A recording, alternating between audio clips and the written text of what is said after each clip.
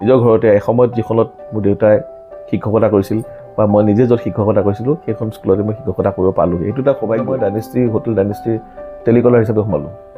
এই যে ফোন কৰে যে মানুহবোৰে ফোন কৰে যে নমস্কাৰ গুড মৰ্ণিং, মাততে আছিল দৈনিক জনভূমিৰ অফিচ। দেখিলোঁ অফিচটো আছে, হাতত এখন বায়'ডাটা আছে। মই সোমাই গ'লোঁ আৰু মোক দুটা নিউজ দিলে, এটা ইংলিছ টু আছামিজ কৰিব লাগে, এটা আছামিজ টু ইংলিছ কৰিব লাগে, সেইখিনি কৰিব লাগে। মোৰ খুব বেছি সময় লাগে, 10 মিনিটৰ ভিতৰত দুটা মোৰ নিউজ মই ইংৰাজী বা অসমীয়াৰ পৰা ইংৰাজী কৰি একে সময়তে মই ৰেডিঅ'ত জকি হৈ আছোঁ আৰু বাতৰি কাকতৰ সাংবাদিকতা কৰি মই এটা পেজো খোলাই আছোঁ। ষ্টুডেণ্টকো কওঁ তোমালোকে ৰিল যে বনাই মানুহবোৰে মানা কৰে, মই মানা নকৰোঁ, তোমালোকে ৰিল বনাবা। সকলো আছে যে এখন যে সমাজ বহি থাকে তাৰ আগত বুকু পিন্ধা মানুহবোৰ নাযায়, কিন্তু এনেকৈ হাউলি যায়। সেই যে মই হাউলি গ'লোঁ, CCRT ডাইৰেক্টৰে খুব ভাল পালে, ये आपका बहुत अच्छा लगा। পৰিয়াল এটাত কাৰোবাক ল'ৰা ছোৱালী তাক যদি এচাত দি পেলাই শান্ত কৰি দিলোঁ, সি কিন্তু সৰুকালতে আমি শিকাই থৈ দিলোঁ, যেতিয়া কোনোবা কথা নুশুনে এচাত দিব লাগে। যদি শিশুক এইটো নকৰিবি বুলি কয় সি সেইটো কৰিবই, আপুনি অমুকটো নাখাবি বুলি কয় সি খাবই। মই নিজে মোবাইল চাই আছোঁ আৰু যদি বিচাৰোঁ মোৰ ল'ৰা ছোৱালীয়ে কিতাপ পঢ়ক নহ'ব, কাজিয়া কৰক, কিন্তু শিশু শুই যোৱাৰ সময়ত কৰক, সি নেদেখাকৈ কৰক, আৰু কাজিয়াখন তাতে সমাধান কৰক, চব বস্তুৱে সমাধান থাকে। ৰাষ্ট্ৰীয় শিক্ষানীতি 20 বছৰ মূৰে মূৰে কিয় সলনি হয়? যে 20 বছৰ পিছত এটা প্ৰজন্ম সলনি হয়। ইয়াত আমাৰ যিবোৰ অসমীয়া মাধ্যমত যিবোৰ পঢ়িছিল চৰকাৰী বিদ্যালয়ত, তেওঁলোকে চাব গ্ৰামাৰটো খুব ভাল। আমি অসমীয়া কেনেকৈ শিকিলোঁ? ব্যাকৰণ পঢ়িতো আমি শিকা নাই, নত্যবিধি সত্যবিধি পঢ়ি পেলাইতো আমি প্ৰত্যয় বিভক্তি পঢ়ি পেলাইতো আমি অসমীয়া শিকা নাই। বন্ধু এজন আমি একেলগে পঢ়িছিলোঁ, তেওঁ ইংলেণ্ডত থাকে এতিয়া, মানে নাগৰিকত্বও পালে। সিহঁতৰ 13জন শিক্ষাৰ্থীৰ বিপৰীতে এজন শিক্ষক। ফিনলেণ্ডত মোৰ বন্ধু এজনৰ ভায়েক এটা আছে। ফিনলেণ্ডৰ শিক্ষা ব্যৱস্থা বিশ্বৰ আটাইতকৈ শ্ৰেষ্ঠ বুলি কোৱা হয়। মানুহবোৰৰ মধ্যাহ্ন ভোজনৰ প্ৰতি এটা ভুল ধাৰণা থাকে যে মধ্যাহ্ন ভোজন দি পেলাই বেয়া কৰিছে, কিন্তু মধ্যাহ্ন ভোজন এটা খুব ভাল ব্যৱস্থা। কিন্তু 10 মানৰ ল'ৰা ছোৱালীকো খোৱা যদি ব্যৱস্থা চৰকাৰে কৰিব পাৰে সেইটো ভাল, কাৰণ মই বহুত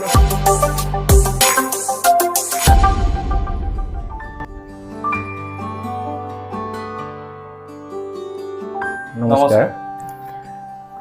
আমি কৈছোঁ আন এটা খণ্ডলৈ আপোনালোকক সকলোকে স্বাগতম জনাইছোঁ। আমাৰ লগত আজি আন এজন অতিথি আছে, তেখেতক পৰিচয় কৰি দিব বিচাৰিছোঁ। তেখেত হৈছে অংগৰাগ ভূঞা। নমস্কাৰ, আপোনাক অনুষ্ঠানলৈ স্বাগতম জনাইছোঁ। ধন্যবাদ। পোনপ্ৰথমে আমাৰ এটা অনুষ্ঠান ৰাখিছোঁ, আমি সম্বৰ্ধনা এটা জনাওঁ আমাৰ অতিথিক। হয়, গতিকে মই ভাইটিক অনুৰোধ জনাইছোঁ তেখেতক সম্বৰ্ধনা জনাব। পোনপ্ৰথমে আপোনাৰ পৰা জানিব বিচাৰিছোঁ, আপুনি আপোনাৰ নামটো মই উল্লেখ কৰিছোঁ, কিন্তু প্ৰথমেই আপোনাৰ বৰ্তমানে বিভিন্ন সময়ত আপুনি বিভিন্ন ক্ষেত্ৰত জড়িত হৈ আছে। গতিকে আপুনি বৰ্তমানে কি ক্ষেত্ৰত জড়িত হৈ আছে? হয়তো মই কৈ গ'লে কোনোবা এটা ক্ষেত্ৰত ৰৈ যাব পাৰে, গতিকে আপোনাৰ পৰাই সেইখিনি আমি দৰ্শকক জনাব বিচাৰিছোঁ। প্ৰাথমিকভাৱেতো মোৰ পৰিচয় বৰ্তমান গোটেই সমাজৰ এটাই, মই এজন শিক্ষক। গতিকে মই শিক্ষকতাৰ সৈতে জড়িত। কিন্তু বিগত কিছুদিন ধৰি মই শিক্ষকতাৰ লগতে মই আচলতে এজনী ছোৱালীৰ দেউতাকো হয়, সেইটো এটা মোৰ ফুল টাইম জব। বিগত কিছুমান দিন ধৰি মই এইকেইটা কামত বৰ বেছি যিমানখিনি সময় মানে ইয়াত দিব লাগিছিল সিমানখিনি সময় দিব পৰা হোৱা নাই। ইয়াৰ কাৰণো আছে, আৰু মই বৰ্তমান মানে SCRT উদ্যোগত যি আমাৰ পাঠ্যপুথিৰ আমাৰ যিটো ৰাষ্ট্ৰীয় শিক্ষানীতিৰ আলমত নতুন যিখিনি পাঠ্যপুথি আমাৰ প্ৰণয়ন কৰাৰ কথা সিদ্ধান্ত কৰা হৈছে বা প্ৰণয়নৰ দিহা কৰা হৈছে, ইতিমধ্যে প্ৰণয়ন হৈছেও। প্ৰথম আৰু দ্বিতীয় শ্ৰেণীৰ আমাৰ ইংৰাজী কিতাপকেইখন বদলি হৈছে। এইবছৰ তৃতীয় আৰু ষষ্ঠ শ্ৰেণীৰ কিতাপকেইখন বদলিব।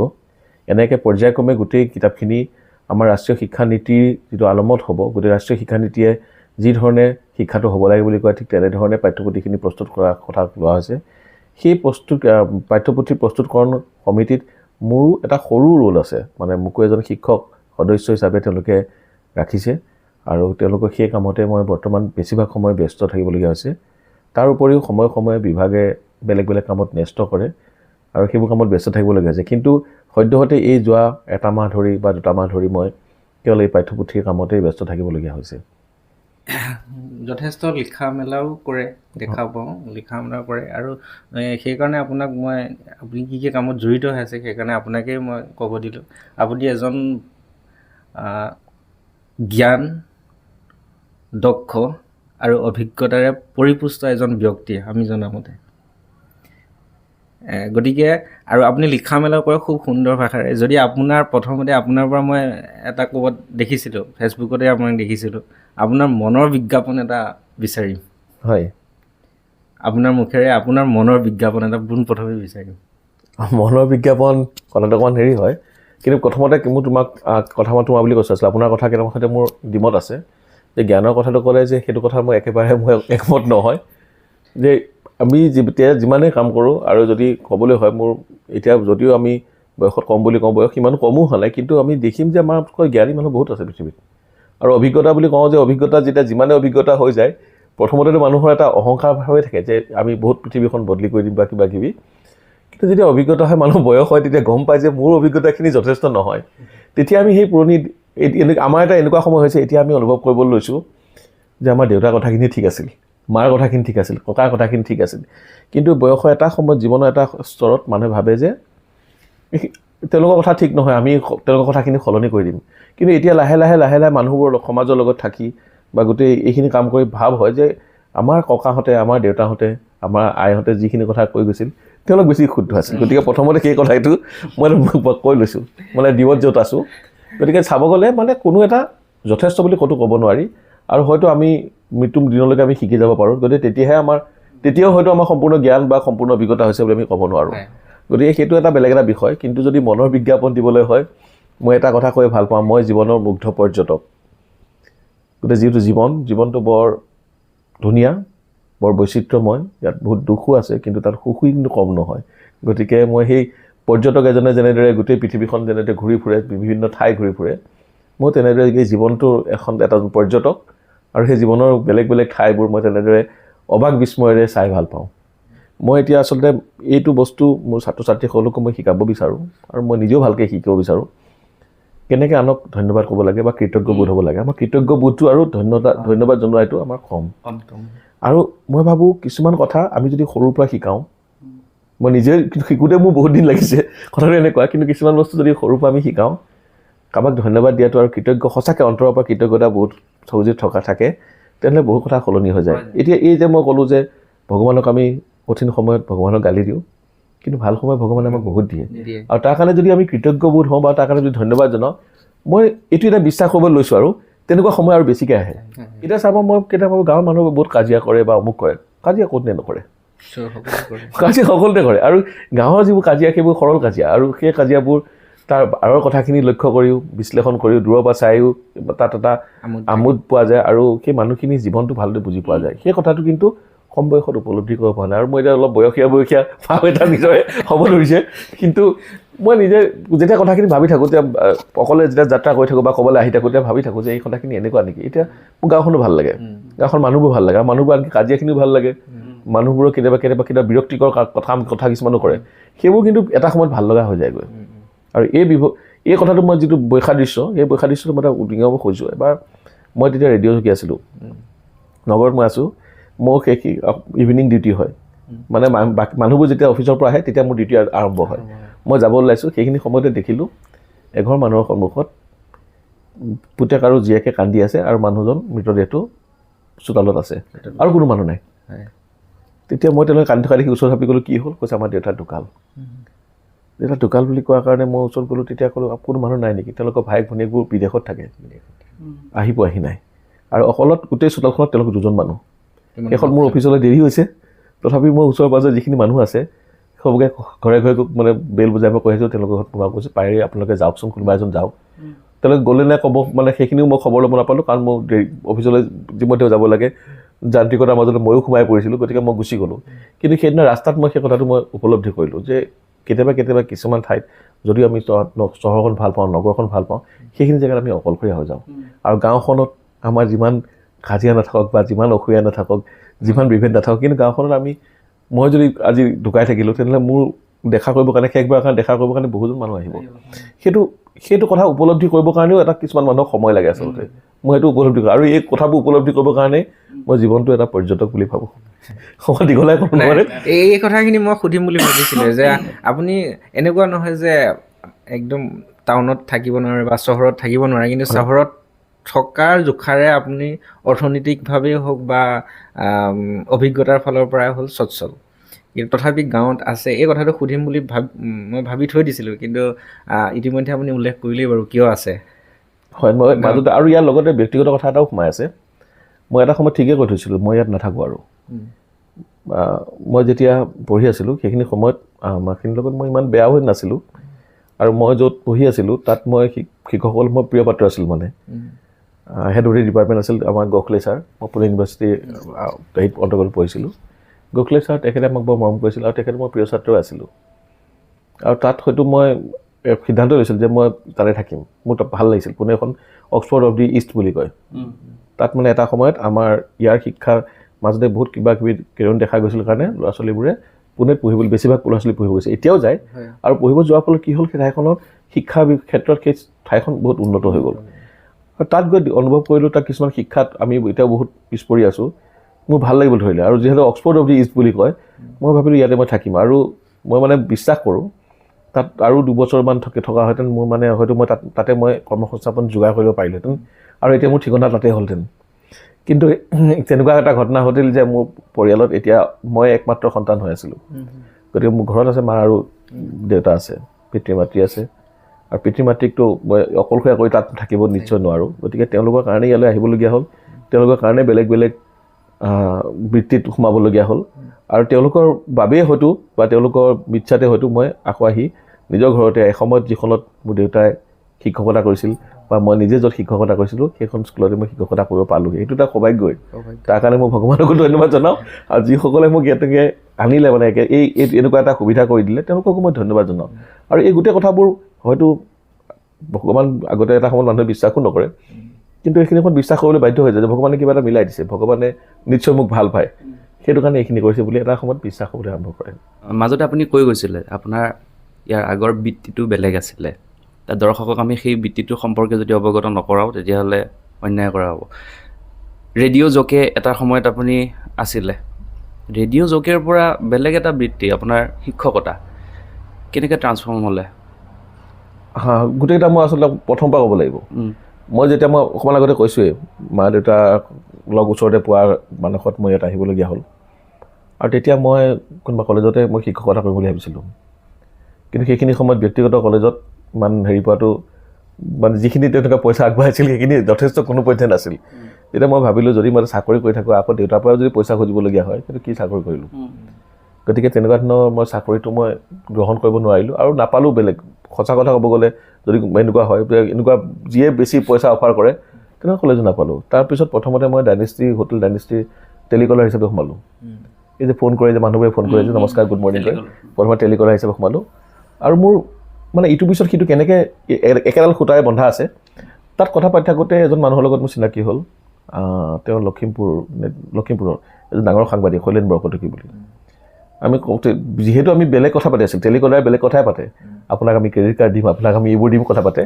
কিন্তু তেওঁ কথাখিনি মোৰ ভাল পালে, ক'লে তোমাৰ কথাখিনি মই বৰ ভাল পাইছোঁ, তোমাৰ নিচিনা এটা ল'ৰা কিয় তাত সোমাই আছা, তুমি কি কৰা, তুমি মোৰ নম্বৰটো আছে, তুমি মোক বাহিৰলৈ আহি ফোন কৰিবা। তাৰপিছত তেওঁ ফোন নম্বৰটো দিলে, তেওঁৰ ফোন নম্বৰটো মই আহি বাহিৰত ফোন কৰিলোঁ। তেওঁ সুধিলে মই কি পঢ়া শুনা, মোৰ পঢ়া শুনাখিনি জানিলে, মোৰ মনৰ কথাখিনি গম পালে। তেতিয়া তেওঁ ক'লে যে তুমি এটা কাম কিয় নকৰা, এতিয়া অমুকত বাতৰি কাকত এখন ওলাই আছে, কাকতখন নামটো নকৰোঁ, বাতৰি কাকত এখন নতুন ওলাব, বাতৰি কাকতখনত বৰ ধুনীয়া হেৰি দিব, তুমি তাত বহুত তাৰ কাৰণে যোগ্য, তুমি তালৈকে যোৱা। তাৰপিছত মই ৰেডিঅ'যোগীয় কথাটো ইয়াৰ পিছত আহিম আৰু কথাখিনি কৈ লওঁ। তাৰপিছত মই তেওঁৰ কথা মতে বাতৰি কাকতৰ কাৰণে মই হেৰি দিব গ'লোঁ, বায়'ডাটা দিব লাগে, তাত কি কি দিব লাগে তাত দিয়া আছিল। তাৰপিছত মই দিব গৈ দেখিলোঁ তাত কমেও 10 ফুট 10 ফুট বাই 10 ফুট, মানে দীঘলে 10 ফুট বহলে 10 ফুট এনেকুৱা বাকচ এটা আছে। তাত দৰখাস্ত ল'বলৈ জেগা মানে মানুহ নাই। এটা বাকচ আছে 10 ফুট বহল আৰু ওখও 10 ফুট হ'ব। সেইটোত মই দৰখাস্তখন ভৰাবগৈ থমকি ৰ'লোঁ, মানে দৰখাস্তখন নোসোমাই, ইমান ঠাৰ খাই আছে দৰখাস্তৰে। কাৰণ সেইখিনি সময়ত সেইটো কথা বিয়পি পৰিছিল, সেই কাকতখন বাতৰি কাকতখন যেতিয়া ওলাইছিল তেওঁলোকে বৰ ভাল দৰমহা দিব। আৰু প্ৰথম চাকৰি যেতিয়া আমি মানুহে বিচাৰোঁ দৰমহা কথাটো প্ৰথম আহেই, মুখ্য কথা আহে, যিহেতু গুৱাহাটীৰ নিচিনা এখন নগৰত আছোঁ। কিন্তু সেইখন যেতিয়া মই এইখন ভৰাই থাকোঁতে মোৰ মনত মানে এটা খেলাইছে, ইমান সময় যে ঠাৰ খাই থকা দৰখাস্তৰ ভিতৰত মোৰ দৰখাস্তখন সোমাইছোঁ, মোৰ চান্স ক'ত? মইতো ইয়াৰ আগতে কোনো বাতৰি কাকতৰ কাম কৰা নাই। মোৰ বিষয়ে শৈলেন বৰকটকীক তেখেতে মোৰ কথা গম পালে, ফোনত ব্যক্তিগতভাৱে কথা পাতি তেওঁ মোৰ বিষয়ে জানিলে। এই বাতৰি কাকতৰ মানুহখিনি এখন কাগজ চাই মোৰ কেনেকৈ কৰিব, যিখন কাগজত মই কি কি পাছ কৰিছোঁ, কি বিচাৰোঁ সেইখিনিয়ে লিখিছোঁ। তেওঁলোকে মোক কেনেকৈ হেৰি কৰিব গতিকে মোৰ নিজৰ মাজতে মই অকণ দ্বিধা এটা আহিলে সেইটোত মই মোৰ চান্স কিমান মই পাম নে নাপাম তেতিয়া ভাগ্যক্ৰমে মই সেইদিনা 2খন বায়'ডাটা প্ৰিণ্ট কৰিছিলোঁ প্ৰিণ্ট কৰি লৈ আহি এনেকৈ যেতিয়া ঘূৰি আহিছোঁ বাটতে আছিল দৈনিক জনমভূমিৰ অফিচ দেখিলোঁ অফিচটো আছে হাতত এখন বায়'ডাটা আছে মই সোমাই গ'লোঁ আৰু সেইটো এটা মিলি যোৱা ঘটনা বুলিয়ে ক'ব পাৰি দৈনিক জনমভূমিৰ সম্পাদকক লগ কৰিবলৈ বৰ সহজ আছিল তেতিয়া হেমন্ত বৰ্মন ছাৰ আছিল বৰ তেখেতে এজন ভাল গল্পকাৰ অসমৰ সাহিত্যিক এজন তেখেত আছিল মই তেখেত সম্পাদক বুলিও নাজানো দৈনিক জনমভূমি মই বহুত দিন পঢ়া নাছিলোঁ মোৰ মামাৰ ঘৰ তিনিচুকীয়া মামাৰ ঘৰৰ ফালে চলে আপাৰ আছামৰ পেপাৰ বুলি আমি জানো কিন্তু যেতিয়া সোমাই গ'লোঁ সম্পাদকক মই লগ কৰিব যাওঁ বিচাৰিছোঁ বুলি ক'লোঁ মোক দেখি সোমাবলৈ দিলে সম্পাদকক মই গৈ ক'লোঁ যে নমস্কাৰ মোৰ নাম অংগৰাগ ভূঞা মই আপোনাৰ বাতৰি কাকতৰ কাম কৰিব বিচাৰোঁ বুলি কৈ বায়'ডাটাখন আগুৱাই দিছোঁ সেইটোৱে কথা প্ৰথম কথা সেইখিনি তেখেতে বহুত সময় মোৰ ফালে চাই আছে চাই কৈছে তোমাৰ নিচিনা ল'ৰা এটা আমাক লাগে দীপে মানে দীপজ্যোতি গোস্বামী দাদা দীপে তোমাৰ নিচিনা ল'ৰা এটা বিচাৰি আছে তুমি সন্ধিয়া আহিবা তাৰপিছত কথাখিনি সলনি হৈ গ'ল সন্ধিয়া মই গ'লোঁ সন্ধিয়া যোৱাৰ লগে লগে মোক 2টা নিউজ দিলে এটা ইংলিছ টু আছামিজ কৰিব লাগে এটা আছামিজ টু ইংলিছ কৰিব লাগে সেইখিনি কৰিব দিলে মই সেইখিনি সময়ত যিহেতু মোৰ মানে হাতত সময় বহুত আছিল মই বাতৰি কাকত পঢ়া শুনা খুব কৰিছিলোঁ গতিকে বাতৰি মানে যিবোৰ ভাষাটো মোৰ আয়ত্তে আছিল গতিকে মোৰ খুব বেছি সময় লাগে 10 মিনিটৰ ভিতৰত 2টা মোৰ নিউজ মই ইংৰাজী পৰা অসমীয়াৰ পৰা ইংৰাজী কৰি দিলোঁ তেওঁলোকে ভাল পালে তাৰপিছত তেওঁলোকে মোক সেই পদটোত লৈ ল'লে আৰু মই সেইখিনিলৈকে জনা নাছিলোঁ মই কি কৰিম ওলোটাকে মই যেতিয়া মোৰ ইণ্টাৰভিউ হয় মই মালিকক সুধিছোঁ যে মই এতিয়া কি কৰিব লাগিব মানে কামটো মোৰ কি হ'ব তেওঁলোকে কামটো বুজাইছে এনেকৈ য'ত ভাল হয় আৰু ভাগ্যক্ৰমে তাতো মোৰ কামখিনি মানে তেওঁলোকে পচন্দ কৰিলে আৰু তাত যিখিনি মানুহ আছিল তাত আটাইতকৈ বয়সত মই কম বয়সী আছিলোঁ আৰু যিহেতু মই ইণ্টাৰভিউত ওলোটাকে মানে সুধিছোঁ বা সেই যিজন আমাৰ স্বত্বাধিকাৰী তেওঁ ভাল পাইছে বুলি সকলোৱে জানে গতিকে মোক তেতিয়া সকলোৱে মৰম কৰিছিল আচলতে আনকি ঘৰলৈকেও তেনেকৈ ফোন কৰে অফিচৰ পৰা তাৰপিছত এদিন বাতৰি কাকত তেতিয়া টিভি চেনেল ইমানবোৰ নাছিল ছেটেলাইট চেনেল NDTV আছিল NDTVত এটা বিজ্ঞাপন ওলাই আছে ৰেডিঅ' জকি লাগে বুলি অফিচৰ মানুহবোৰে মাতি আনিলে ক'লে ঐ তোৰ কাৰণে চাকৰিত আছে এইফালে আহ বুলি ক'লে এইটো চাহ এইটো তই যা বুলি কৈছে তই এইটো কাৰণে উপযুক্ত এইটো আচল কথা মানে কাৰণ যিটো মই অৰ্গেনাইজেশ্যনত কাম কৰি আছোঁ সেই অৰ্গেনাইজেশ্যনৰ মানুহখিনিয়ে মোক কৈছে যে এই চাকৰিটো তোৰ কাৰণে তই যা মই ক'লোঁ এইটো দেখোন দেওবাৰে মাতিছে দেওবাৰে মোৰ ডিউটি আছে সঁচাকৈ দেওবাৰে ডিউটি আছিল মোৰ চব মানে বাতৰি কাকতৰ ডিউটিবোৰ যিদিনা বন্ধৰ দিনটো সকলোৱে দেওবাৰ নহয় সকলোৱে বন্ধৰ দিনটো বেলেগ বেলেগ হয় গতিকে দেওবাৰে মোৰ ডিউটি আছে কৈছে সেইখিনি আমি মেনেজ কৰিম তই বস্তুখিনি দি থৈ যা আমি কিবা লিখিব লাগে আজি ৰাতিয়ে দেখুৱাই থৈ যা কাইলৈ কেনেকৈ আমি মেনেজ কৰিব কৰিম তেওঁলোকে চাক পাই পেলাই পিছদিনা মই গ'লোঁ আৰু ইণ্টাৰভিউ দিলোঁ ইণ্টাৰভিউ দি মই ৰেডিঅ' জকিটো মই তেতিয়া পাই গ'লোঁ পাই যোৱাৰ লগে লগে কিন্তু মোৰ বাতৰি কাকতৰ কৰ্তৃপক্ষই এৰি নিদিলে এইটো কিমান চনৰ কথা আছিলে এইটো 2007-08 মান হ'ব কিন্তু তেতিয়া মোক 2007 এতিয়া বাতৰি কাকত কৰ্তৃপক্ষই কৈছে যে তোমাৰ কামটো আমি যদি তুমি বাহিৰৰ পৰা কৰি থাকিব পাৰা কৰি থাকিবা তেতিয়া একে সময়তে মই ৰেডিঅ'ত জকি হৈ আছোঁ আৰু বাতৰি কাকতৰ সাংবাদিকতা কৰি মই এটা পেজো খোলাই আছোঁ তেওঁলোকে মোক এইখিনি বহুত সহায় কৰিলে মানে আৰু এইখিনি যেতিয়া কাৰণ তেওঁলোকে কোনেও বেয়া পাবলগীয়া নাছিল তেওঁলোকে নিজে যিহেতু পঠিয়াইছে তাৰপিছত সেই তাত যেতিয়া ৰেডিঅ' জকি কৰি আছোঁ এফালে বাতৰি কাকত কৰি আছোঁ বাতৰি কাকত কৰি থাকোঁতেও বাতৰি কাকতৰ বন্ধ বেছি নাথাকে তাৰপিছত ৰেডিঅ' জকি সোমালোঁ ৰেডিঅ' জকিটো এনেকুৱা যে আমি হেড অফিচ আমাৰ গুৱাহাটীতে আছিল আমাৰ চেনেলটো সেইখিনি সময়ত 1 নম্বৰ আছিল গোটেই অসমত মানে অসমততো মানে গুৱাহাটীতে আছিল FM চেনেল আমাৰতো 1 নম্বৰ আছিল আৰু 1 নম্বৰ থকাৰ পিছত আমাৰ ঘটনাটো কেনেকুৱা হেড অফিচ যিহেতু থাকে আমাৰ সকলো প্ৰগ্ৰেম লাইভ গৈছিল বহুতে লাইভ কৰিবলৈ ভয় কৰে ভয় মানে কি হয়তো দৰ্শকে কিবা যিকোনো কথা কৈ দিব পাৰে বা পৰিস্থিতি চম্ভালিব নোৱাৰে সকলো ৰেডিঅ' জকিয়ে লাইভটো চম্ভালিব নোৱাৰে কিছুমানে ৰেকৰ্ডিং কৰে কিন্তু আমাৰ সিমানখিনি সপৰিভতা আছিল আমাৰ চেনেলত আমাৰ তেতিয়া লাইভ গৈছোঁ আৰু লাইভ গৈ যোৱাৰ কাৰণে এনেকুৱা হৈছে আমাৰ ছুটিটো আৰু কমি গ'ল মানুহবোৰ যিখিনি সময়ত ৰঙালী বিহুত মানুহ ঘৰলৈ যায় গোটেই গুৱাহাটীখন মৰিশালিৰ নিচিনা হয় ৰাস্তাত গ'লে মাঘ বিহুৰ সময়ত আগতে দুদিন আগতে গোটেই গুৱাহাটীখন ৰাস্তাত খোজকাঢ়ি জানো গুৱাহাটীখন চহৰখন মৃত চহৰ এনেকুৱা লাগে কিন্তু সেইখিনি সময়ত আমি খুব উৎসাহেৰে মানুহখিনি যিখিনি মানুহ বাকী আছে নগৰত তেওঁলোকৰ কাৰণে আমি প্ৰগ্ৰেম কৰি থাকিবলগীয়া হয় ভাগ্যৰ কি লিখন ইয়াত মই সেইদিনা মই তেতিয়া গুৱাহাটীতে আছোঁ ইয়াত আহি মই জইন কৰিম ৰাতিপুৱা তাৰ আগদিনা মোক বেলেগ এটা ষ্টেচনলৈ মাতি লৈ গৈছে মানে অডিশ্যন দিবলগীয়া হৈছে অডিশ্যন দিলোঁ আৰু অডিশ্যনত মই সেই ষ্টেচনটো পাই গ'লোঁ মানে আমাৰ ষ্টেচনটোৰ পৰা বেলেগ এটা ষ্টেচন মই পাইছোঁ জবটো পাইছোঁ জইন কৰিব লাগে আৰু দৰমহাটো মানে তেতিয়া সেইখিনি সময়ত বৰ লোভনীয় দৰমহা আছিল আৰু ইয়াত মানে মই এই নতুনকৈ চাকৰি কৰোঁতে মই যিমান দৰমহা পাইছিলোঁ তাতকৈ কমেও 12,000 টকা বেছি আছিল আৰু সেইখিনি সময়ত পইচাটো মূল্যটো বেছি আছিল তেতিয়া মই দেউতাক ফোন কৰি কৈছোঁ যে দেউতা ইয়াত দেখোন ইমান টকা দিছে মই ইয়াতে থাকি যাওঁ নেকি তেতিয়া দেউতাই কৈছে নাই তুমি তাত পইচা এতিয়া বেছিকৈ দিছে তুমি ইয়ালৈকে আহি যোৱাচোন তুমি পিছত বুজিবা বুলি কৈছে মোৰ দেউতা বৰ খং উঠিছে কিন্তু দেউতাই কৈছে কাৰণে মই ইয়াত আহি মই জইন কৰিলোঁ সেইটো ৰেডিঅ' জকিয়ে আপোনাৰ পদটো এৰিব লগা হ'ল দেউতাৰ কথা ৰক্ষা কৰিব গৈ পেলাই এতিয়া কেতিয়াবা মন যায় নেকি মনটো যায় আচলতে ৰেডিঅ' জকি তেনেকৈ ফাৰ্ষ্ট মই পুনেতে শুনিছিলোঁ আগতে ৰেডিঅ' জকিৰ বৰ্তমান সময়ত কিন্তু ৰেডিঅ'ৰ আপোনাৰ কেইজনমান আৰ জে বহুত পপুলাৰ হয় হিন্দীৰ ক্ষেত্ৰত কথা কৈছোঁ এতিয়া আপোনাৰ সেই নতুন যিসকল আপোনাৰ আৰ জে আছে সেইসকলক দেখি পেলাই আপোনাৰ মন যায়নে কেতিয়াবা যে মই আকৌ আৰ জে জইন কৰোঁ আৰ জে মানে মই সকলো সময়তে আৰ জে বুলি ভাবি থাকোঁ সঁচা কথা ক'ব গ'লে তাৰমানে মোক হয়তো সেইকাৰণে পেপাৰৰ পৰা পঠিয়াই দিছিল কথা কটাকটি কৰি বা কথা খেলি শব্দৰ লগত খেলি আমি ভাল পাওঁ আৰু সেই ৰেডিঅ' জকিটো সকলো সময়তে বুলি ভাবোঁ সেইটো চাকৰি কৰি আছিলোঁ আৰু সেইটো কাৰণে সেই কামখিনি কৰাৰ কাৰণে পইচা দিয়ে গতিকে সেইটো নিজৰ স্থানত এটা সময়ত আছিল আৰু মোৰ প্ৰিয় ব্যক্তি বীৰেন্দ্ৰনাথ দত্তই এষাৰ কথা কৈছিলে মানে মই তেখেতে গান খুব ভাল পাইছিলোঁ তেখেত মানে ইমান আগৰ পৰা গান লিখিছে ধুন ধুনীয়া বহুদিন বকুলৰ গুণ পোৱা নাই আহিনক কোনে মাতে আটাইতকৈ ধুনীয়া ধুনীয়া গানবোৰ তেওঁ গাইছে মানে মই ভাবোঁ মোৰ দেউতাহঁতে ভাল পাইছিল আমিও ভাল পাওঁ তাৰপিছত মই যেতিয়া বাতৰি কাকতৰ সাংবাদিক আছিলোঁ মই এটা পৃষ্ঠা চম্ভালিছিলোঁ অৱকাশ বুলি দেওবৰীয়া মানে মাজৰ যিটো পাতটো অৱকাশত যেতিয়া মই দায়িত্ব পালোঁ অৱকাশৰ দায়িত্ব পাই মোৰ প্ৰথম কথা আছিলে বীৰেন্দ্ৰনাথ দত্ত তেখেতৰ পৰা মই এটা সাক্ষাৎকাৰ ল'ম তেখেতক ফোন কৰি গ'লোঁ তেখেতৰ ঘৰটো ইমান ধুনীয়া মানে সেই মহানগৰীৰ মাজত এখন আশ্ৰমৰ নিচিনা ঘৰ তেওঁ কৈছে তুমি মোৰ ঘৰটো কেনেকৈ উলিয়ালা মই ক'লোঁ ছাৰ মই আহি আছিলোঁ আহি থাকোঁতে মোৰ দেখোঁতে লাগিল এই ঘৰটো আপোনাৰে হ'ব লাগিব তেওঁ হাঁহিছে তাত তেখেতক মই সুধিলোঁ যে আপুনি যিবোৰ গান গাইছিল খুব ধুনীয়া গান আছিল অসম সাহিত্য সভাৰ সভাপতিও আছিল তেওঁ খুব ধুনীয়া গান গাইছিল নৱকান্ত বৰুৱাই লিখা গান তফজুল আলীৰ গান গাইছিল বহুদিন বকুলৰটো তফজুল আলীৰ গান মই ক'লোঁ ছাৰ আপুনি ইমান ধুনীয়া ধুনীয়া গান গাইছিল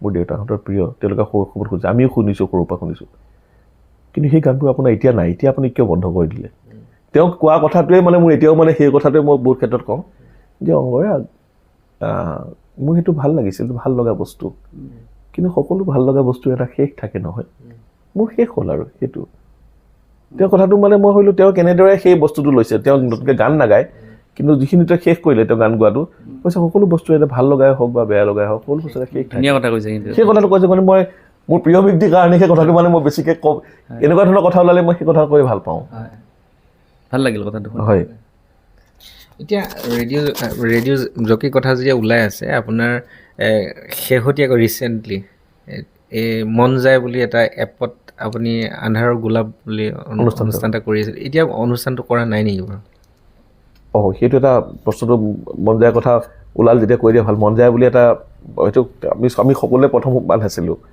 ইয়াত যেতিয়া ৰেডিঅ' ওলালা আছিল নৰ্থ ইষ্টৰ প্ৰথম FM চেনেল আৰু মন যায়টো হ'ল উত্তৰ পূৰ্বাঞ্চলৰে সৰ্বপ্ৰথম এপ বেছ ৰেডিঅ' ষ্টেচন আৰু মন যায়টো যেতিয়া উলিয়াবলৈ শিকোৱা গৈছিল তেতিয়া আমাৰ এইটোৱে আছিল যে আমি ৰেডিঅ' সেইটো ঘূৰাই আনিম বা আমি যিখিনি মানুহ আছিলোঁ গোটেইখিনি ইয়াত সহযোগিতা কৰিম যেনেদৰে পাৰোঁ সহযোগিতা কৰিম আৰু আমাৰ প্ৰিয় মানে আমাৰ প্ৰিয় ৰাইজৰ প্ৰিয় এজন আৰ জে আছে আৰ জে তন্ময় বুলি কয় মানে ঢোলে ডগৰে ঢোল বেছিকৈ মানে ওতঃপ্ৰোতভাৱে জড়িত ঢোলক আমি সকলোৱে সহযোগিতা কৰাৰ কথা কৈছিলোঁ আৰু তেনেদৰে আগবাঢ়িও গৈছিল আৰু আটাইতকৈ ভাল লগা কথা ঢোলৰ যিজনী জীয়েক আছে গুণগুণে ৰাতিপুৱা এটা প্ৰগ্ৰেমো কৰে তাত আৰু সেইটো বৰ প্ৰগ্ৰেমটো জনপ্ৰিয় হৈছে বৰ ভাল কৰিছে ধুনীয়া কৰিছে সেইখিনি আছে কিন্তু তাৰ মাজত কি হয় আমি যিহেতু বেলেগ বেলেগ কামত ব্যস্ত থাকিবলগীয়া হয় মই অত্যন্ত ব্যস্ত হৈ পৰিলোঁ এই শেহতীয়াকৈ 2 বছৰ আৰু সেই ষ্টুডিঅ'লৈ গৈ পেলাই মই এটা সময়ত গৈ দিয়া সময়টো নাথাকে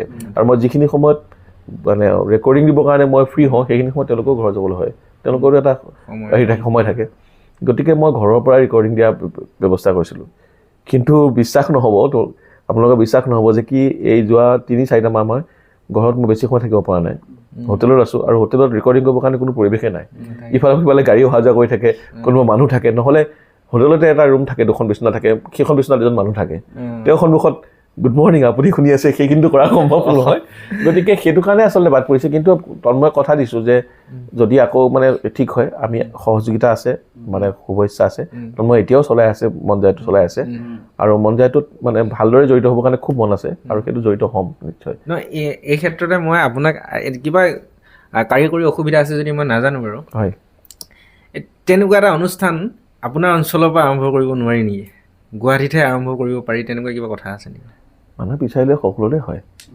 কিন্তু আমাৰ এনেকৈ সংগঠিতভাৱে কোনো মানুহখিনি হেৰি নহয় আৰু তাৰ কাৰণে এটা ছেটআপ লাগে পইচাও খৰচ আছে কোনোবাই যদি এইটো কৰিম বুলি যদি ভালকৈ লাগে কেৰিয়াৰ বনাবৰ কাৰণে কোনোবাই যদি কৰোঁ বুলি ভাবে কোনোবাই ভালকৈ কৰিব পাৰে কিন্তু তাৰ কাৰণে সংগঠিতভাৱে আহিব লাগিব আৰু প্ৰথম অৱস্থাত অকণমানতো কষ্ট হ'বই সেইটো এষ্টাব্লিছ প্ৰতিষ্ঠা কৰোঁতে অকণমান সমস্যা হ'ব কিন্তু সেইখিনি কৰিব যদি সাহসী কৰি কোনোবাই আগুৱাই আহে কৰিব পৰা যায় মই কিন্তু ইয়াত সহযোগিতাহে কৰিব পাৰোঁ নিজে আৰম্ভ কৰিব পৰাকৈ মোৰখিনি সিমানখিনি সাহস নাই কাৰণ মোৰ সময়ৰ কথা আছে আৰু মই বেলেগ বেলেগ কামতো মই ব্যস্ত হৈ আছোঁ এইকাৰণে ক'লোঁ যে কিবা এটা কৰিব লগা হ'লে সদায় মানুহ চহৰমুখী হয় হয় কিন্তু আমি বিচাৰোঁ গাঁৱৰ পৰা সকলো বস্তু আৰম্ভ হওক আমাৰ অঞ্চলৰ পৰা এই বস্তুটো মোৰ বোধেৰে ইণ্টাৰনেটে মানুহক শিকাই দিছে যে চব বস্তু কিন্তু নগৰৰ পৰা আৰম্ভ নহয় মানে কিবা এটা কৰিম বুলিলে গুৱাহাটীলৈ যাবলগীয়া নগ'লেও হয় এতিয়া মই এইটো কথা ভাল লাগে মানুহবোৰে বেয়া পায় মই কি মোৰ ষ্টুডেণ্টকো কওঁ খালি এইটো কথাটো মই গোটেইখিনি কৈ থৈ দিওঁ মই ষ্টুডেণ্টকো কওঁ তোমালোকে ৰীল যে বনাই মানুহবোৰে মানা কৰে মই মানা নকৰোঁ তোমালোকে ৰীল বনাবা কিন্তু মই যিহেতু ইংৰাজী শিক্ষক তোমালোকে ৰীল যদি মানে ৰীলত তোমালোকে অভিনয় কৰা ইংৰাজী গানত কৰিবা তেতিয়া মোকো টেগ কৰি দিব পাৰা মই চাম আৰু বেলেগকো চাব ক'ম এইটো কাৰণেই মই অনুভৱ কৰোঁ যেতিয়া মানুহে ইংৰাজী গান এটা শুনি গাই থাকে তাৰ পৰা সেই উচ্চাৰণটো শিকে আৰু কেনেকৈ শব্দবোৰ কয় বা কি কেনেকৈ ব্যৱহাৰ হয় সেইটো শিকি যায় গতিকে মই মোৰ ছাত্ৰ ছাত্ৰীক ৰীল ব্যৱহাৰ কৰাৰ পৰা বাধা নিদিওঁ মই ক'লোকে কৰা কিন্তু বেলেগ গানত মই মোৰ বৰ মানে আগ্ৰহ নাই ইংৰাজীত যদি কৰা তেতিয়া মোক দেখুৱাব মোলৈ পঠিয়াই দিব পাৰা এই কথাটো মই কিয় ক'লোঁ এই বস্তুটো আগতে এনেকুৱা ধৰণৰ এটা গোটেই অসমে চাব পাৰে এতিয়া যদি আমাৰ কিছুমান ছাত্ৰ ছাত্ৰী আছে কিন্তু খুব ভাল কৰি আছে আৰু সিহঁতক গোটেই অসমে চাই আছে গতিকে এই বস্তুটো আগতে সম্ভৱ মানে ভাবিব পৰা নাছিল যে আমি ইয়াত প্ৰগ্ৰাম এটা কৰি আছোঁ বা আমি এটা সৰুকৈ এটা 1 মিনিটৰ বা 2 মিনিটৰ বা 3 মিনিটৰ এটা ভিডিঅ' কৰিছোঁ আৰু সেই ভিডিঅ'টো গোটেই অসমে চাই আছে আৰু যদি কণ্টেণ্টটো ভাল হয় তেন্তে সকলোৱে আদৰি ল'ব এতিয়া মানুহ বহুতে পাইছেও তেনেকুৱা গতিকে মোৰ বোধেৰে ইউটিউবে সেই কথাটো আমাক শিকাইছে ইণ্টাৰনেটৰ যিটো জাগৰণ ইণ্টাৰনেট মানুহৰ মাজত যেতিয়া সোমাই গ'ল ইণ্টাৰনেটে মানুহক এই বিশ্বাসটো মোৰ বোধ কৰি দিছে যে আমি য'তে নাথাকোঁ আমি যদি একান্তপতীয়াকৈ লাগি থাকোঁ বা আমি সেই বস্তুটোত আমাৰ যিটো প্ৰতিভাখিনি আছে তেনেহ'লে আমি কিন্তু চবতে জিলিকি উঠিব পাৰোঁ গতিকে সেইটো মানে হেৰি আহি গ'ল এতিয়া বিশ্বাসটো মই বোধ কৰোঁ আহিছে আৰু মানুহখিনিয়ে সেইটো সদব্যৱহাৰ কৰাটো উচিত মই সেইটো ভাবোঁ ভাল বেয়াটো চবতে থাকে ভাল বেয়াটো সকলো থাকে এতিয়া ৰীল বনোৱা কোনোবাই বেয়াকৈও ৰীল বনায় আৰু তাক লৈ সমালোচনাও হয় গতিকে সেইখিনি কথাত শিক্ষাৰো এটা কথা থাকে যে মোৰ শিক্ষা মোৰ সংস্কাৰ মোৰ পৰিয়ালে মোক কি শিকাইছে আমাৰ এতিয়া মই এইটো মানে এইটো গৌৰৱ বোধ কৰোঁ মই যেতিয়া জন্ম হৈছিলোঁ শৈশৱটো মই কটাইছোঁ মোৰ ঘৰৰ সন্মুখতে এটা নামঘৰ আৰু এইটো মই এতিয়াও উপলব্ধি কৰিছোঁ যাৰ ঘৰৰ সন্মুখত বা ওচৰে পাজৰে নামঘৰটো থাকে সিহঁতৰ সংস্কাৰ কেতিয়াও বেয়া নহয় সিহঁতে মানুহক দেখিলে সেৱা কৰে নাম এখন হৈ থাকিলে সেৱা কৰে মানুহৰ আগেদি থিয় হৈ বা বুকু ফিন্দাই খোজকাঢ়ি নাযায় যদি এখন সমাজ বহি থাকে এনেকৈ কেনেকৈ যাব লাগে সেইটো জানে আৰু সেইটো মই এবাৰ বিশ্বাস কৰক মই দিল্লীত এবাৰ CCRT প্ৰগ্ৰেম এটা আছিল অৰিয়েণ্টেশ্যন প্ৰগ্ৰেম আছিল 20 দিনীয়া তাত যেতিয়া মানুহবোৰ এনেকৈ আছে সকলো বহি আছে আৰু সকলো মানুহ বহি থাকিলে মই হয়তো নামঘৰ আমাৰ ঘৰৰ আগত থকাৰ কাৰণে বা এই সংস্কাৰটো আমাৰ পৰিয়ালৰ পৰা আহে আমাৰ গাঁৱৰ আমাৰ চবতে আছে কিন্তু অকল মোৰ বুলি কোৱা নাই আমাৰ গাঁৱৰ সকলো আছে যে এখন যেতিয়া সমাজ বহি থাকে তাৰ আগত বুকু ফিন্দা মানুহবোৰ নাযায় কিন্তু এনেকৈ হাউলি যায় সেই যে মই হাউলি গ'লোঁ CCRT ডাইৰেক্টৰে খুব ভাল পালে কৈছে ইয়ে আপকা বহুত আচ্ছা লগা বুলি কৈছে ইয়ে চব শিকাতে হে এক মতলব কৈছে যে এজন এডুকেটেড মানুহে এই কথাটো ক'ব পাৰে তাৰ লগতে তেখেতে মই ভাল পোৱা এটা কথা খুব কৈছে যে মানুহক সন্মান দিবৰ কাৰণে শিক্ষাৰ প্ৰয়োজন এটা সংস্কাৰৰ প্ৰয়োজন অপমান কৰিবলৈ কোনো শিক্ষা নালাগে অপমান কৰিবলৈ মানুহ শিক্ষিত নহ'লে হয় সেই কথাটো তেওঁ তাত সেই অনুষ্ঠানতে কৈছে হোমেন বৰগোহাঞিয়ে কোনোবা এজন সাহিত্যিকৰ মোৰ হোমেন বৰগোহাঞি মোৰ প্ৰিয় সাহিত্যিক এজন তেখেতে অন্য এজন সাহিত্যিকৰ মানে হেৰি কৰি দিছে উদ্ধৃতি দি কৈছে যে মানুহৰ ভাৱক ভাষাই অনুসৰণ কৰে আমাৰ যদি ভাৱটো উন্নত হয় ভাষাটো ক'ব নোৱাৰাকৈ উন্নত হয় আৰু সেই কথাটো তেওঁ যেতিয়া ব্যাখ্যা কৰি লিখিছে যে যেতিয়া আমি ভাল সমাজ এখনত থাকোঁ আমাৰ ভাষাটো কিয় ভাল হৈ যায় আৰু যেতিয়া আমাৰ ভাষাটো বেয়া তেতিয়া গম পাব লাগিব যে আমাৰ সমাজখন কেনেকুৱা আমি ক'ত আছোঁ আৰু মই ছাত্ৰ ছাত্ৰীসকলক এইটো ক'লোঁ যে তোমালোকে যে বেয়া ভাষা কোৱা স্কুলততো শিকোৱা নাই ঘৰত মা দেউতাইতো শিকোৱা নাই কোনে শিকাইছে? ওচৰ পাজৰ মানুহে কাৰোবাক শুনি শুনি কৈছা। গতিকে হয়তো আমাৰ ওচৰ পাজৰ মানুহখিনি ভাল নহয়, কিন্তু তুমিতো সেই ভাল নোহোৱাটো লোকক দেখুৱাব নোৱাৰা। তুমি যে ভাল, তোমাৰ যে চিন্তা ভাল, তোমাৰ মা দেউতা যে ভাল, স্কুলখন যে ভাল, সেইটো কৰিবৰ কাৰণে তুমি এই মাতটো মাতি ভাল ভাষাৰে কথা কোৱা। সেই কথাটো কৈছোঁ, ক'ত ক'ত লাভ হৈছে মই নাজানো, কিন্তু মোৰ বোধেৰে দুই এটা হ'লেওতো তাৰ পৰা কিবা এটা উপকৃত হৈছে। এতিয়া কথাটো হ'ল আপুনি ৰাজ্যিক সমল ব্যক্তি, হয়, তথাপি মানে ডাঙৰ এটা গুৰু দায়িত্ব আছে আপোনাৰ ওচৰত যে শিশুসকলক কেনেকৈ আগবঢ়াই নিব লাগে। এতিয়া আমাৰ দেখা পায় যে ছেকেণ্ড ইয়াৰৰ বিদ্যা কথাটো এতিয়াও কিন্তু সম্পূৰ্ণৰূপে নাইকিয়া হৈ যোৱা নাই, আছে।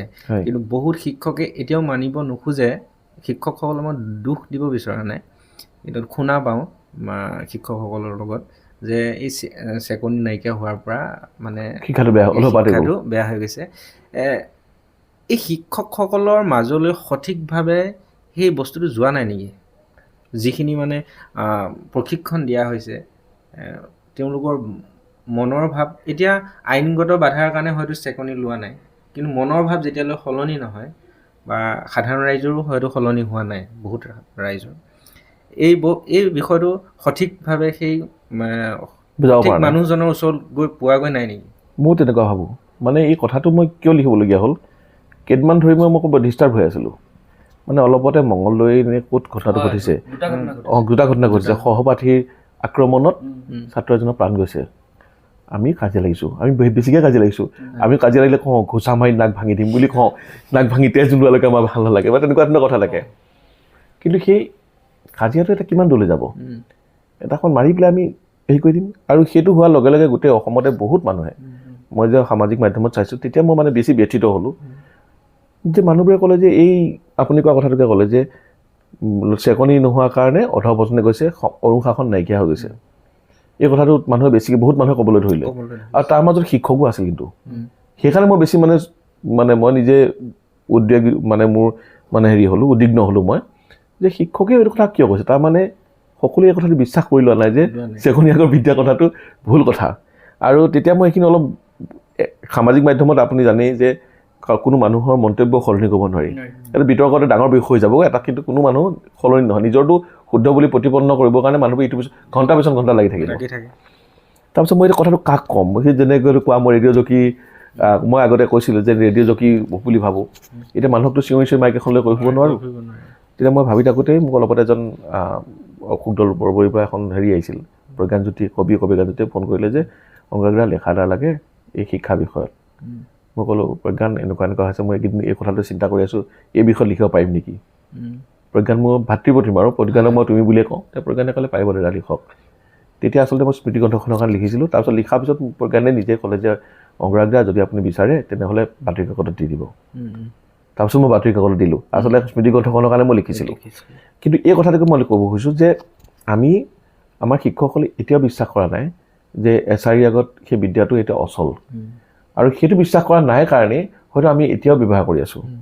আৰু সেই যেতিয়াই মই এতিয়া লিখি থাকোঁতেও আনকি প্ৰজ্ঞানে নিজে কৈছে, অংগৰাগদা মই কেতিয়াবা ল'ৰাটোক গালি পাৰোঁ, কিবা হেৰি হ'লে মই কেতিয়াবা হেৰি হ'লে তাক এচাত দিওঁ, কিন্তু এতিয়া মই ভাবিছোঁ এইটো বৰ ভুল কাম কৰি আছোঁ।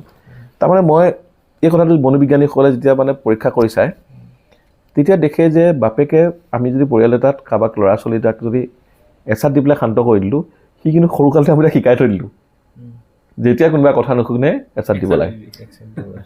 আৰু এই কথাটো যেতিয়া আমাৰ হাড়ে হিমজে আমি সোমাইছে, আমি নিজে বহুত চাট খাই ডাঙৰ হোৱা ল'ৰা ছোৱালী, আমি আটাইকেইজনে মাৰ খাইছোঁ। আৰু মাৰ খাই বহুতে সোঁৱৰেও, আনন্দৰে সোঁৱৰে যে ছাৰৰ অমুক মাৰ খাইছিল, 3 চাট মাৰিছিল মোক, এই চাট দি পেলাই তাক ঠিক কৰি দিলে। কিন্তু ঠিক কৰা হয়, কিন্তু ঠিক নোহোৱা ল'ৰা বহুত আছে। বহুতে এছাৰি ভয়তে স্কুল এৰি দিছে। অমুকে মাৰিব, অমুক বস্তুটো কোনো পধ্যে মুখস্থ নহয়। ল'ৰা ছোৱালীৰ মানে শিকন যিটো ষ্টাইলটো সকলোৱে একেধৰণে নিশিকে। কোনোবাই বাৰে বাৰে মুখস্থ কৰি শিকে, কোনোবাই লিখি শিকে, আজিকালি হৈছে কোনোবাই শুনি শিকে, কোনোবাই ইউটিউব চাই শিকে। চবৰে শিকাৰ ষ্টাইলটো বেলেগ। আৰু শিক্ষকজনে এটা ষ্টাইলতে শিকায়, তেতিয়া বেলেগ সমলো নাছিল। আৰু শিক্ষকজনৰ ষ্টাইলটো হয়তো সিমান হেৰি নাছিল, আকৰ্ষণীয় নাছিল যে সকলো ছাত্ৰই সমানে ল'ব। কিছুমান ছাত্ৰই শিকিব নোৱাৰে তাত, কিন্তু তাৰ কাৰণে আমি বেছি সময় দিওঁ, উল্টাকৈ তাক পিটন দিওঁ, তই মুখস্থ কৰ নহ'লে তই যা।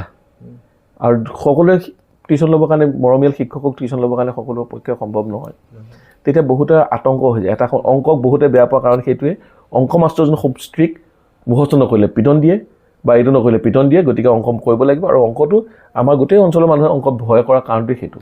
অংক মাষ্টৰজন আমি এবাৰ কল্পনা কৰি চাওঁ, আমাৰ সকলোৱে অংক মাষ্টৰজন মানে হাতত এচাৰি থকা মানুহজনে আছিল। গতিকে সেইটো মানে চাইক'লজিকেলি ক্ৰিয়া কৰে। এইটো আনকি পৰিয়ালতো হয়, হাজবেণ্ড ৱাইফৰ মাজতো হয়। যদি হাজবেণ্ড ৱাইফক মাৰপিট কৰে, আগতে আমাৰ সমাজত এইটো সাধাৰণ কথা আছিল যে ডাকৰ বচনত আছে যে ভৰি ভাল কৰে শিলে, তিৰি ভাল কৰে কিলে। আৰু এই বচনটো কিয় হয়? যিবোৰ বচনবোৰ আহে, ফকৰা যোজনাবোৰ আহে ক'ৰ পৰা? এটাখন সমাজত দীৰ্ঘদিন ধৰি যিটো বিশ্বাস মানে বদ্ধমূল হৈ থাকে, সেই বিশ্বাসৰ পৰাই এইবোৰ উদ্ভৱ হয়। গতিকে সেই বিশ্বাস আছিল যে তিৰি কিলাবই লাগে, কিন্তু তিৰি কিলোৱাটো এটা অপমানজনক কাৰবাৰ। সেই কথাটো কোনে ভবা নাছিল। সন্তানৰ কাৰণটো আৰু অপমানজনক কাৰণ, নিজৰ মাতৃ প্ৰহিত হৈ আছে। আৰু সেই প্ৰহিত হৈ যোৱা আগতে আছিল মানুহে এয়াই নিয়ম, মাইকী মানুহ হৈছোঁ যেতিয়া মাৰ খাবই লাগিব বুলি মানুহে ধৰি লয়। আৰু গতিকে যুগ যুগ ধৰি সেই মাইকী মানুহজনী বা সেই মহিলাজনী গৰাকীৰ সন্তানে ভাবে যে মহিলাক মৰাটো নিয়ম। আৰু যদি ছোৱালী হয় তাই ভাবিব মহিলা হ'লে এই প্ৰহাৰটো নীৰৱে গ্ৰহণ কৰি অহাটো নিয়ম। আৰু সমাজত সকলোৱে কয়, শাহুৱেকে ক'ব বা নিজৰ মাকে ক'ব, তই যিহেতু তিৰোতা মানুহ সহ্য কৰ। আৰু গতিকে সেইটো একেবাৰে আমাৰ সমাজত সকলোৱে মানি লোৱা ধৰি আছিল, যেতিয়ালৈকে নামাৰে ঠিক নহয়। গতিকে সেইটো কথা আছিলে। গতিকে এই কথাটো একেই, সকলোৰে মনত বিশ্বাস হয় যেতিয়ালৈকে নামাৰো আমি ঠিক নহয়, আৰু মাৰি এনেকৈ মাৰিব লাগিব সি যাতে শিক্ষা এটা পাই যায়। আৰু মোৰ বোধেৰে এই যে অলপতে অলপত নহয় 2 বছৰমান আগতে কাৰ্বি আংলঙত যিটো ঘটনা ঘটিল, 2টা ল'ৰা সন্দেহত মাৰি পেলালে, অভিজিত নীলৰ যিটো ঘটনাটো, এতিয়া আৰু যিকোনো ক্ষেত্ৰতে হয়, গাড়ী এখন এক্সিডেণ্ট হ'ল, মানুহে ড্ৰাইভাৰক ধৰি মাৰি পেলায়। এই যে কোনোবা এটা মানুহ মাৰি পেলাব লাগে, এই ধাৰণাটো ইয়াৰ পৰা আহিছে, এই প্ৰহাৰৰ পৰা আহিছে। মাৰিলে মানুহ ঠিক হয়, কথা ক'লে মানুহ ঠিক নহয়। কথা ক'লে মানুহ ঠিক নহয়, গতিকে কথা আমি কিমান ক'ম? কথা কৈ কৈ এটা সময়ত উগ্ৰ হৈ যায়। উগ্ৰ হৈ যায় যেতিয়া তাত ঠাণ্ডা কৰিব পৰা নাযায়, তেতিয়া মাৰিব লাগিব। আৰু এঘোচা মাৰিলে মানুহ ঠিক হোৱা নাই, যেতিয়া বেছিকৈ মাৰ, সেইটো বাঢ়ি বাঢ়ি গৈ আছে। আৰু শেষত এই যে মই ক'লোঁ দৰং জিলাত যিটো ঘটনা ঘটিল, তেনেকুৱা ধৰণৰ ঘটনাই ঘটে। এটা ক্ষেত্ৰত মানে ইয়াৰ এটা লিমিট নাথকা হৈ যায়, সকলোৱেতো লিমিটটো বুজি নাপায়। গতিকে লিমিট বাঢ়ি যায় আৰু শেষত কোনোবাই মৃত্যুবৰণ কৰে, কোনোবাই স্কুল এৰি থৈ যায়, আৰু ভয়ংকৰ ঘটনা ঘটে। গতিকে এইটো মানে মই বহুদিন ধৰি অনুভৱ কৰি থকা বিষয়, গতিকে সেইকাৰণে মই এইটো লিখিবলৈ বাধ্য হৈ গ'লো আচলতে। এতিয়া আপুনি নিপুণ অসমৰ এজন সমল ব্যক্তি হিচাপে তেওঁ ৰাজ্যিক পৰ্যায়ৰ, গতিকে মই আমাৰ দৰ্শকসকলৰ বাবে বা আমাৰ ঘৰতো শিশু আছে, যেতিয়া শিশু এটাক মানে কেইটামান কিটিপ দিয়ক, মই ঘৰত মাৰপিট গালাজ নকৰাকৈ কেনেকৈ তাক আগবঢ়াই লৈ যাম, আৰু গালাজ কৰিলে কেনেকুৱা ধৰণৰ তাৰ ওপৰত প্ৰভাৱ পৰিব পাৰে, কিটিপ কেইটামান টু দি পইণ্ট ক'ব লাগিব।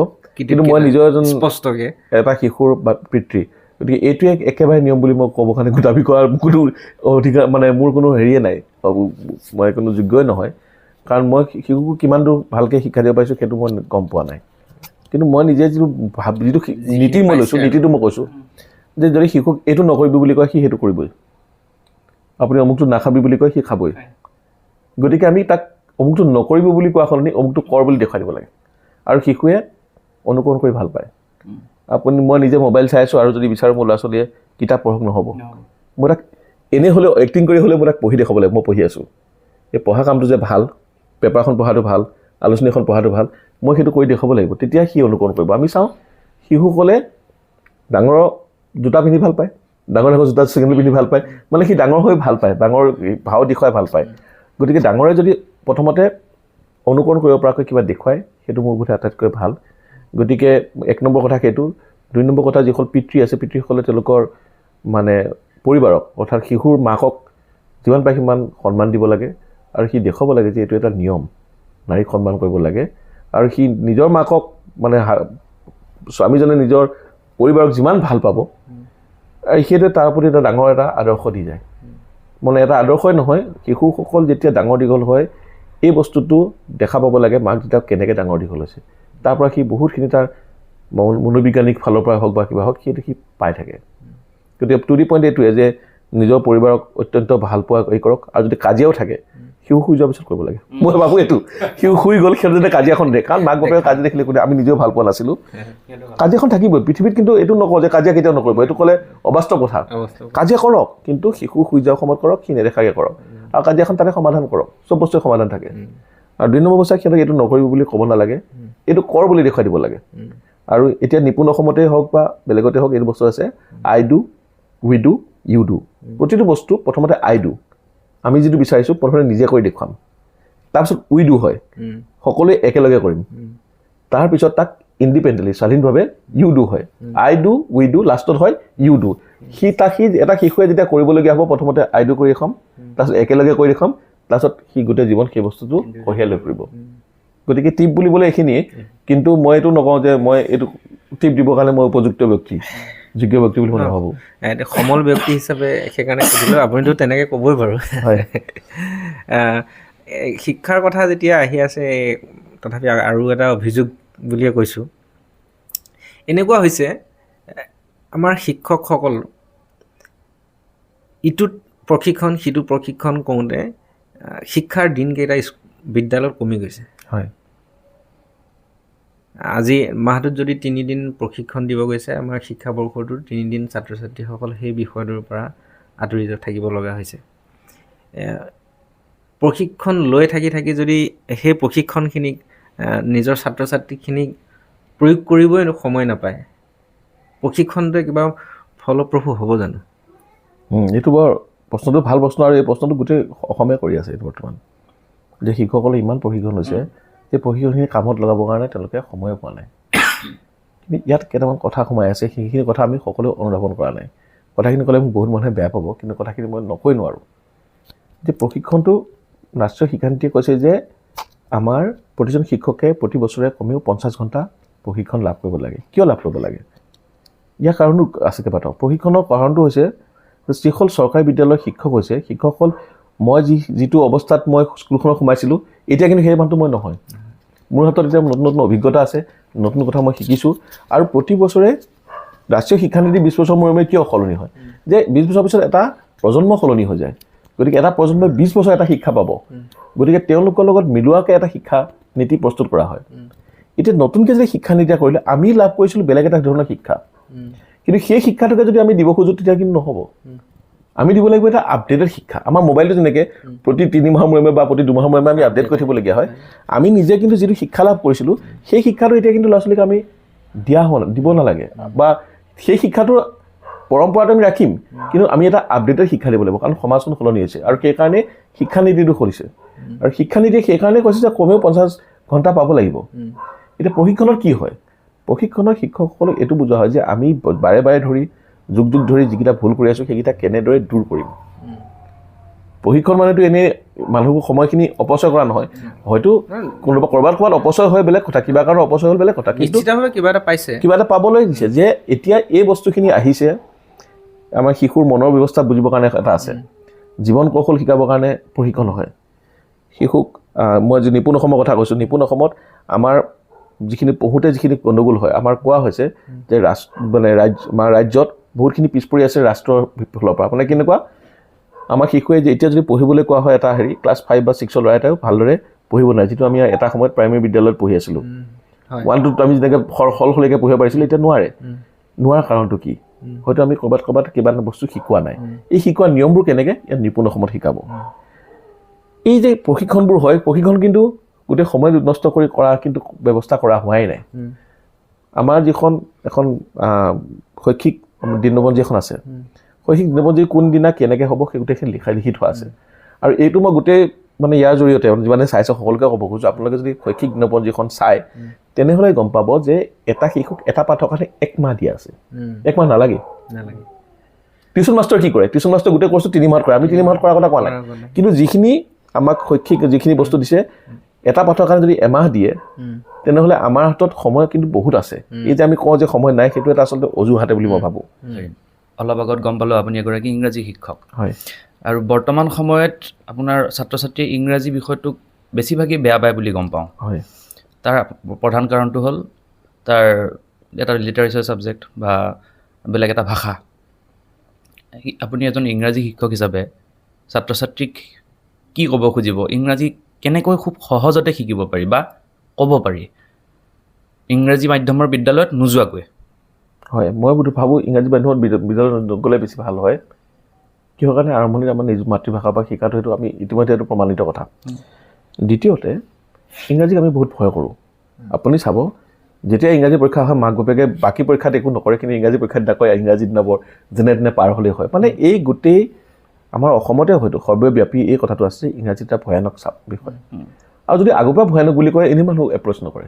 অংক তেনেকুৱা এটা বিষয়, অংকক ভয়ানক বুলি এনেকুৱা এটা মনত সোমাই দিয়া যায়, মানুহে সেইকাৰণে অংকলৈ নাযায়। বিজ্ঞান শিক্ষাত এতিয়া আমি সেইকাৰণে বহুত পিছ পৰি আছোঁ।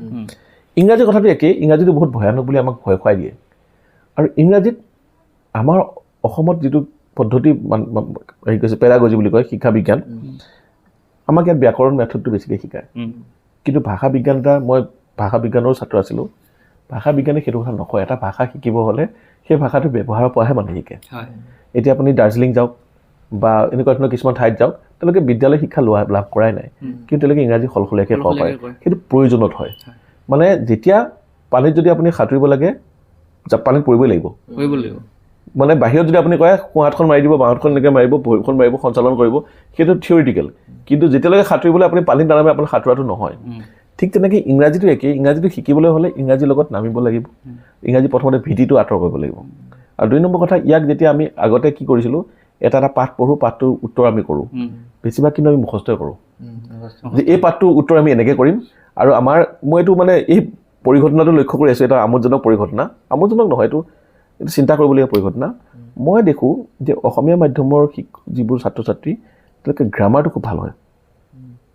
কিয় ভাল হয়? যে আমাৰ গ্ৰামাৰ মেথডতে শিকায়। আৰু কোনে শিকায়? যে গ্ৰামাৰ ভালকৈ শিকিছে। আমাৰ শিক্ষকসকলে গ্ৰামাৰ খুব ভালকৈ শিকিছে। গতিকে আপুনি চাব, আপুনি হয়তো ইংৰাজী ক'ব নোৱাৰিব পাৰে বা আপোনাৰ লগৰ বন্ধুজনে ক'ব নোৱাৰিব পাৰে, কিন্তু এতিয়া গ্ৰামাৰটো ভাল। গ্ৰামাৰটো ভাল হ'ব পাইছিল, গ্ৰামাৰটো তেওঁ ভাল। আমাৰ অসমীয়াত আমাৰ যিবোৰ অসমীয়া মাধ্যমত যিবোৰ পঢ়িছিল চৰকাৰী বিদ্যালয়ত, তেওঁলোকে চাব গ্ৰামাৰটো খুব ভাল। গ্ৰামাৰ শিকাইছে এনেকুৱা যিয়ে গ্ৰামাৰ ভালকৈ পঢ়িছে, কিন্তু তেওঁলোকে লিখিবও পাৰে কিন্তু ক'ব নোৱাৰে। তাৰ বিপৰীতো দেখা যায় আমাৰ যিবোৰ ইংৰাজী মাধ্যমৰ বিদ্যালয় আছে, তেওঁলোকে ল'ৰা ছোৱালীয়ে খুব ধুনীয়াকৈ ইংৰাজী কয়, সলসলীয়াকৈ কয়, কিন্তু তাত যদি আপুনি ভালকৈ চাই তাত ভুলো বহুত থাকে। সেইটো আমি ইমান নাচাওঁ, কাৰণ তেওঁলোকৰ গ্ৰামাৰটোত ইমান গুৰুত্ব দিয়া নাযায়। তেওঁলোকে গুৰুত্ব দিয়ে কথাটো কোৱাটোত, কাৰণ নক'লে হয়তো তেওঁলোকক শাস্তি হ'ব, শাৰীৰিক শাস্তি হ'ব। আমাক শাস্তি দিব নালাগে, আমাক কোৱাটো এটা ধেমালি কৰি পৰিব লাগে। আমাৰ এটা আমোদজনক এটা খেল হিচাপে কৰিব পাৰি। খেল হিচাপে কৰিলে হয়তো ভীতিটো যাব। আৰু সেইটো কৰাত কিন্তু আমি শিক্ষকসকল ব্যৰ্থ হৈছোঁ। এটা পৰিৱেশৰ প্ৰয়োজন হ'ব, পৰিৱেশ লাগে। আমি এটা শিশুৱে ভাষা কেতিয়া শিকে? আমি অসমীয়া কেনেকৈ শিকিলোঁ? ব্যাকৰণ পঢ়িতো আমি শিকা নাই। নট্যবিধি সত্যবিধি পঢ়ি পেলাইতো আমি প্ৰত্যয় বিভক্তি পঢ়ি পেলাইতো আমি অসমীয়া শিকা নাই। আমি এই ভাষাটোৰ ভৱিষ্যৎকাল নিত্য বৰ্তমান আমি একো পঢ়াও নাছিলোঁ। কিন্তু আমি যেতিয়া স্কুললৈ গৈছিলোঁ তাৰ আগতে আমি এটা ভাষা ক'ব পৰা হৈছিলোঁ, অসমীয়া ভাষাটো ক'ব পৰা হৈছোঁ। আৰু সেইটো কেনেকৈ লিখিব লাগে আমি স্কুলত গৈ সেইটোহে শিকিছোঁ। ইংৰাজীটো সেইটো কিয় নহয়?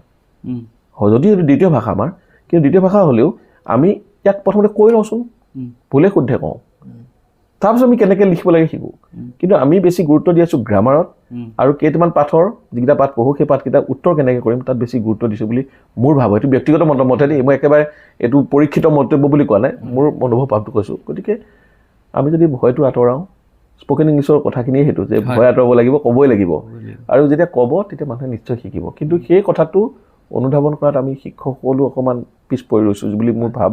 গতিকে মই বেলেগক দোষ নিদিওঁ, মই শিক্ষক হিচাপে মোৰ নিজৰ দোষ আছে, সেইটোৱে ক'ম। আৰু গণিত আৰু বিজ্ঞান ইংৰাজী মাধ্যমত শিকোৱাৰ ব্যৱস্থা কৰা হৈছে যে, হয়, আমি জানো, আমাৰ ধাৰণা আৰু গণিত আৰু বিজ্ঞান যদি মাতৃভাষাত শিকা হয় ধাৰণাটো সঠিকভাৱে লোৱা হ'ব, হয়, বা সঠিকভাৱে পোৱা হ'ব। কিন্তু এই ইংৰাজী মাধ্যমত যদি শিকে, অসমীয়া মাধ্যমত সঠিকভাৱে আগবাঢ়ি যাব বুলি ভাবেনে আপুনি?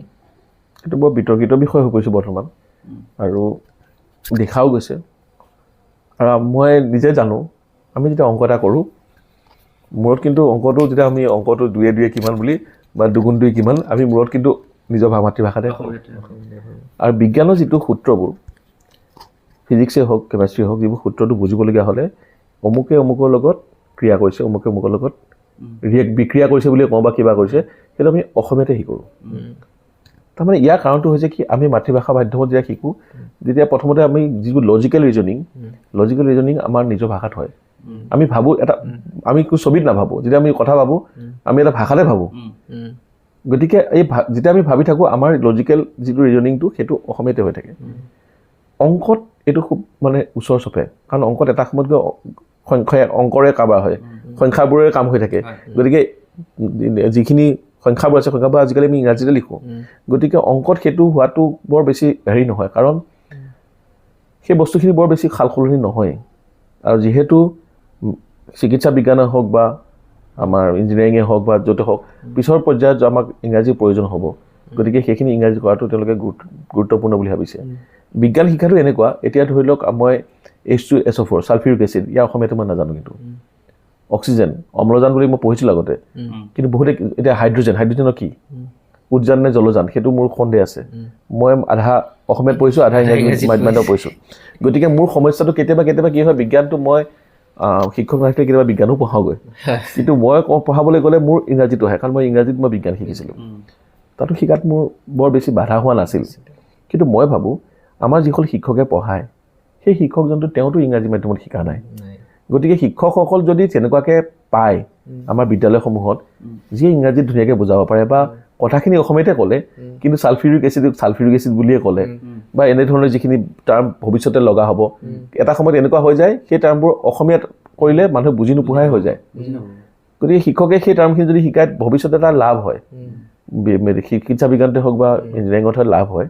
গতিকে শিক্ষকে সেইটো কৰক, কিন্তু তাৰ কাৰণে শিক্ষকক আমি কিন্তু উপযুক্ত কৰি তুলিব লাগিব। কাৰণ আমাৰ শিক্ষক কেইজন কোন, তেওঁলোকে শিকিছে অম্লজান পঢ়িছে, কিন্তু তেওঁ অক্সিজেন হয়তো ক'বৰ কাৰণে তেওঁ বেয়া লাগিব, বা ছালফিউৰিক এচিডৰ যিটো অসমীয়া তেওঁ সেইটো শিকিছে, তেওঁ ইংৰাজী ক'বৰ কাৰণে নোৱাৰিব পাৰে। গতিকে সেইটো আৰু চিন্তা চৰ্চাৰ প্ৰয়োজন। কিন্তু মোৰ এইটো বৰ্তমান ধাৰণা হৈছে, আমাৰ বৰ্তমান যিবোৰ টেটৰ শিক্ষক আহিছে তেওঁলোক মানে বহুত উপযুক্ত শিক্ষকো আহিছে, মানে চোকা মেধাৱী ল'ৰা ছোৱালী আহিছে।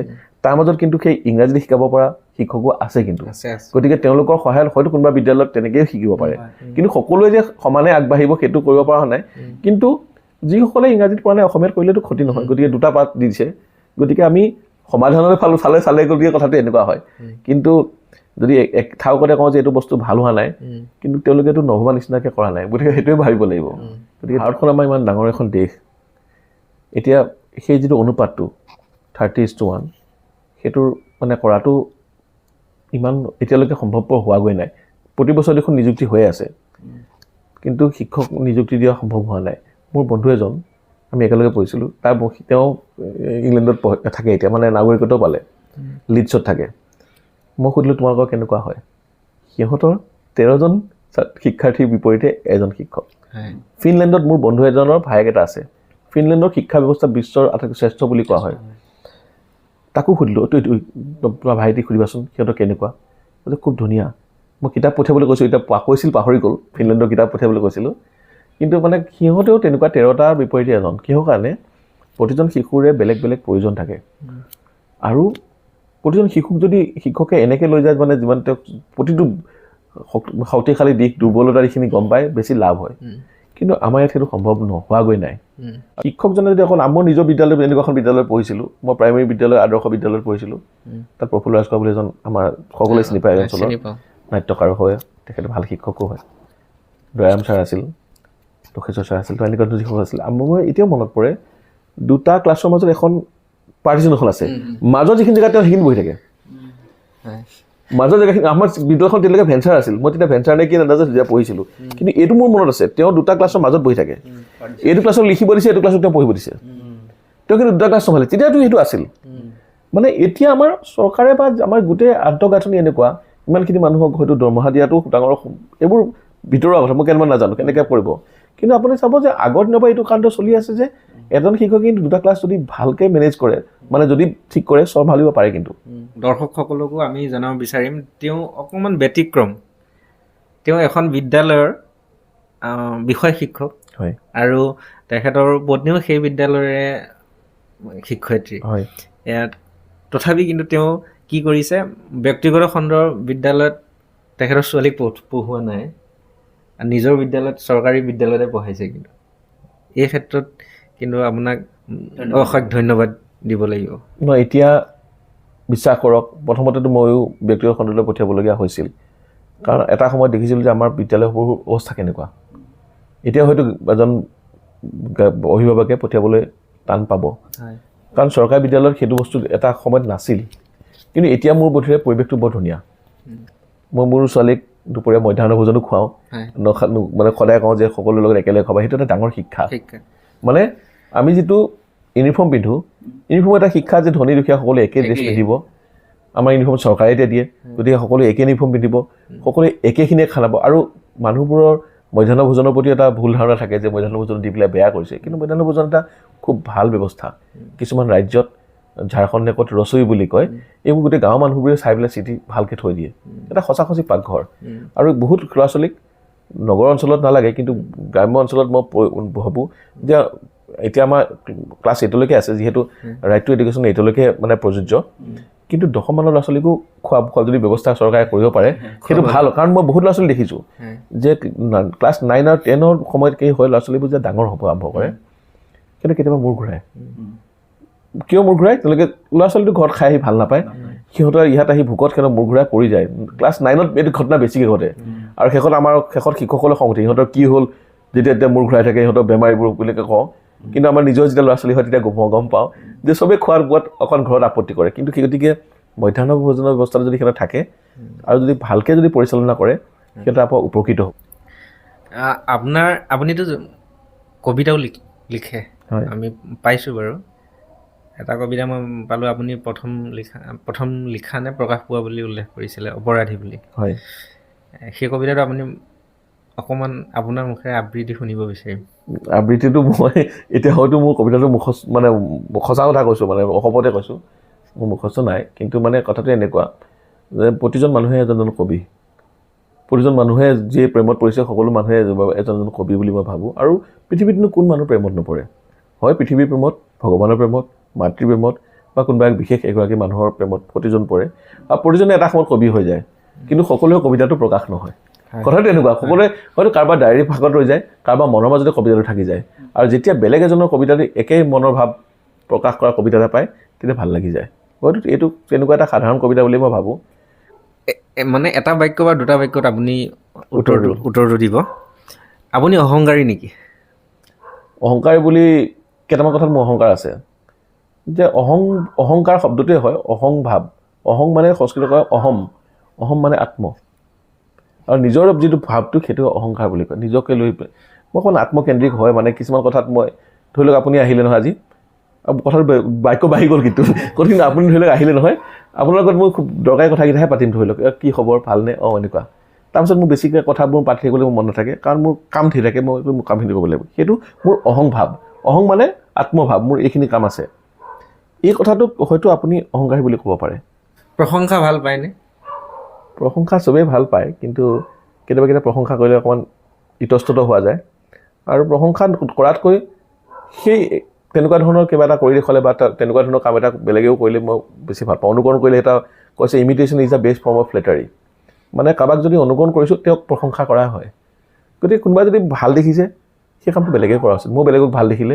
তেওঁৰ কামটো মই কৰিবলৈ চেষ্টা কৰিম গতিকে সেইটো প্ৰশংসা বুলি ভাবোঁ কিন্তু মুখেৰে কৈ দিয়াটো বৰ এটা ঠিক কথা নহয় মই ভাবোঁ তেনেকুৱা শিক্ষকতাৰ বৃত্তিটোত থাকি বৰ্তমান আপুনি কেনেকুৱা অনুভৱ কৰে আৰু নৱপ্ৰজন্ম বা যুৱ প্ৰজন্মক শিক্ষকতাৰ বৃত্তিটোত আহিবলৈ আপুনি আহ্বান জনাবনে নিশ্চয় জনাম আৰু এইটো কাৰণে জনাম মোৰ দেউতা এজন শিক্ষক আছিল তেওঁ 40 বছৰ ধৰি শিক্ষকতা কৰিছে এই অঞ্চলৰ বেছিভাগ মানুহে তেওঁক পঢ়াইছে ৰাস্তাত গ'লে কয় তুমি তেওঁৰ ছাত্ৰ আছিলা তেওঁ আমাক পঢ়াইছিল আৰু হয়তো দেউতা ভাল শিক্ষক আছিল আৰু মই নিজে অনুভৱ কৰোঁ দেউতা ইমানখিনি ভাল শিক্ষক আছিল মই তাৰ আধা গুণো হ'ব পৰা নাই কিন্তু এইটো কথাও সঁচা যে দেউতাই যিমানখিনি স্বীকৃতি পাইছে তাতকৈ কিন্তু মই 4 গুণ বেছি স্বীকৃতি পাইছোঁ ভগৱান মোৰ প্ৰতি সদয় সেইটো মই ভাবোঁ সেইটো কাৰণেও হ'ব পাৰে বা কিবা কাৰণে কিন্তু দেউতাই যিখিনি স্বীকৃতি পাইছে তাতকৈ 4 গুণ বেছি পাইছোঁ কিন্তু প্ৰাপ্য কিন্তু দেউতাৰ নিচিনা শিক্ষকসকল আৰু তেতিয়া বহুকেইজন ভাল শিক্ষক আছিল এই শিক্ষকসকলে তেতিয়া সমাজৰ মাজৰ পৰা মৰম পালে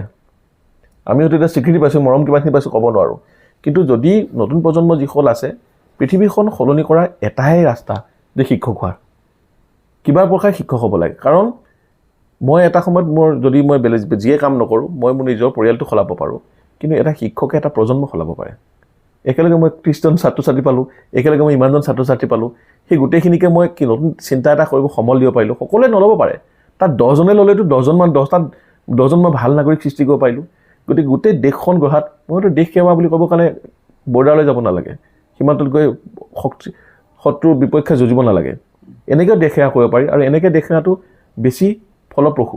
সিটো বেয়া বুলি কোৱা নাই, সিটো বহুত এটা উৎকৃষ্ট এটা দেশ সেৱা, কিন্তু যিসকল মানে সীমান্তত গৈ শত্ৰুৰ বিপক্ষে যুঁজা নাই, তেওঁলোকে কিন্তু শিক্ষক হৈও তেওঁলোকে দেশখন আটাইতকৈ ধুনীয়াকৈ সেৱা কৰিব পাৰে আৰু ধুনীয়াকৈ নাগৰিক হ'লে। কাৰণ আমি যেতিয়া বুঢ়া হ'ম, যাৰ কাষত থাকিম বা আমি আমাৰ সন্তানক যাৰ কাষত থৈ যাম, সেই সমাজখন যদি ধুনীয়া হ'বলৈ হয় তেনেহ'লে আমিতো তেওঁলোকক ভালকৈ শিকাবই লাগিব। আৰু এই কথাবোৰ কোনোবাই নহয় কোনোবাই শিকাব লাগিব। গতিকে সেইজন্য আমিয়ে কিয় নহওঁ।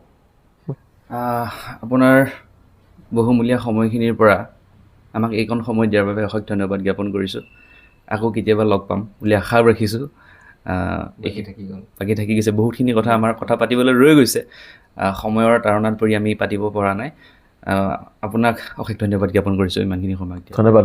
ময়ো বহুত ধন্যবাদ জনালোঁ যে মোৰ ক'বলগীয়া বহুত কথা থাকে, সেই কথাখিনি একেলগে ক'ব পালোঁ। এনেদৰে মনত থকা কথাখিনি হয়তো কিমান ক্ষতি ক'লোঁ, ভুল ক'লোঁ, ক'ব নোৱাৰোঁ, ভুলখিনিৰ কাৰণে ক'বলৈ যাতে মাৰ্জনা কৰে। কিন্তু এনেদৰে সুবিধা দিয়াৰ বাবে আপোনালোককো বহুত ধন্যবাদ জনালোঁ।